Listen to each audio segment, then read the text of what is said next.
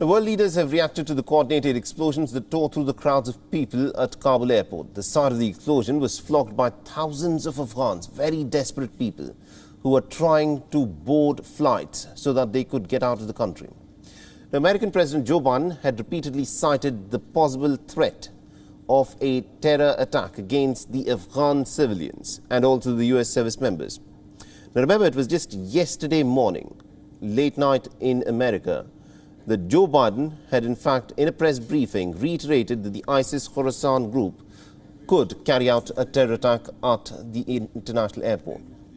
Biden, of course, held to the plan despite the intense pressure to extend the Tuesday deadline. Following the blast, Biden has promised to avenge the deaths.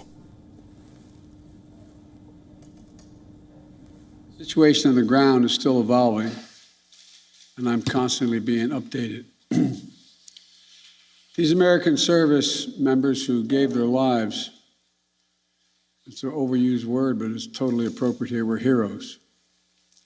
Heroes who've been engaged in a dangerous, selfless mission to save the lives of others. They're a part of an airlift, an evacuation effort unlike any seen in history, with more than 100,000 American citizens, American partners, Afghans who helped us, and others taken to safety in the last 11 days. The British Prime Minister Boris Johnson also denounced the attack as barbaric. Johnson paid tribute to the effort of those involved in the evacuation operations. While also vowing to continue with the evacuation efforts, Johnson said that he's very optimistic on the Taliban letting others leave even after the 31st of August deadline. Well, I've just chaired a COBRA, and the conclusion is that we're able to continue with the programme in the way that we've been running it according to the timetable that we've got, and that's what we're going to do, because the overwhelming majority of those who are eligible have now been extracted from Afghanistan. And we'll work flat out. The military, the Foreign Office teams, the Home Office, the Border Force teams are there, getting people through as fast as they can still. And we're going to keep going up until the last moment. And also French President Emmanuel Macron has pledged to see the evacuations through to the end.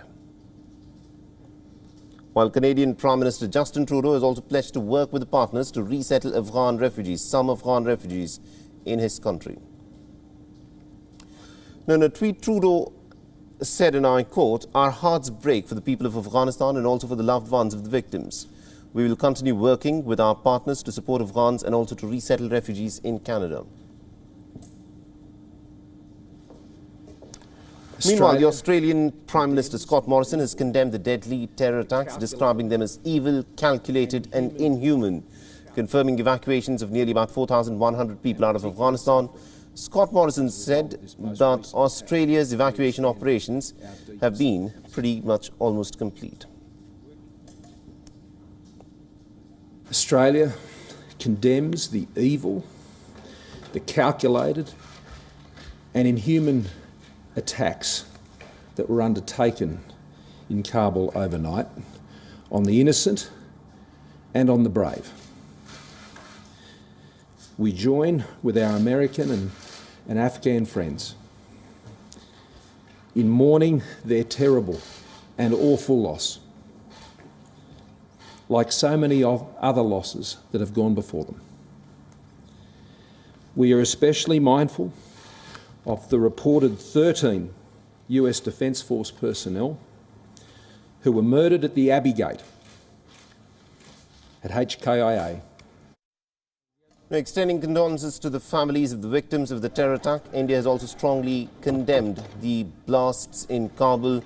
In a statement, the Ministry of External Affairs has called for the world to stand united against terror and all those who provide sanctuaries to terrorists.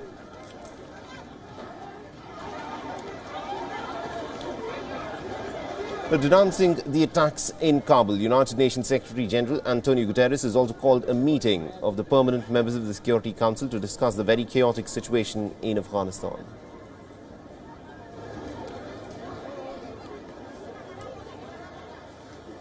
I'd like to express in the strongest possible way my total condemnation about the horrific terrorist attack in Kabul.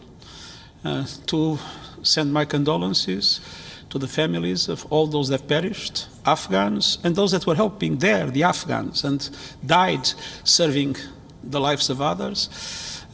I have also asked my special representative to convey directly to Kabul my deep condolences to the Afghan people. WION is now available in your country. Download the app now and get all the news on the move.